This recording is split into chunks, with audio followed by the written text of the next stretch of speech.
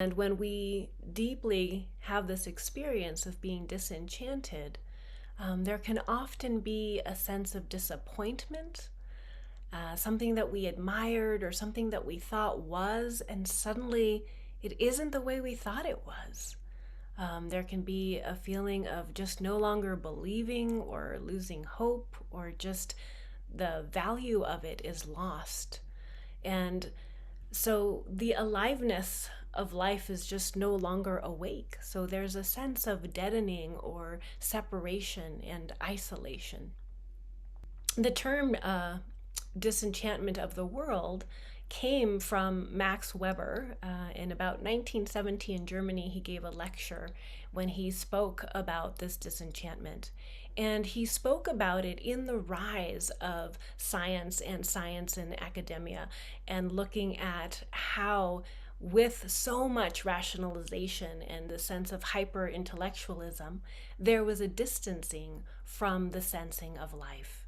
And here's a quote from Max Weber where he says, "The fate of our times is characterized by rationalization and intellectualization, and above all by the disenchantment of the world." And so what we find is that in modernity, in the past, several hundred years of time, that there has been more and more emphasis on this deepening of the hyper-rational, the excessive intellectualization, and the negation and the neglect of recognizing our fullness as humans.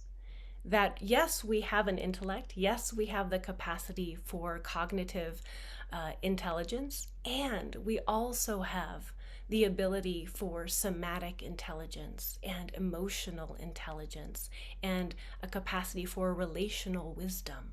And all of these different wisdoms and intelligences can be woven together. But when we look at historically the dominant way in which we have been perceiving and relating with life, we recognize this sense of extraordinary separation. And so we can look at this as our collective observer. Currently, our historical and collective observer is looking through the lens of alienation, right? Looking through that lens of often tragedy. And so at Newfield, one of the things that we do is that we begin to observe how we observe.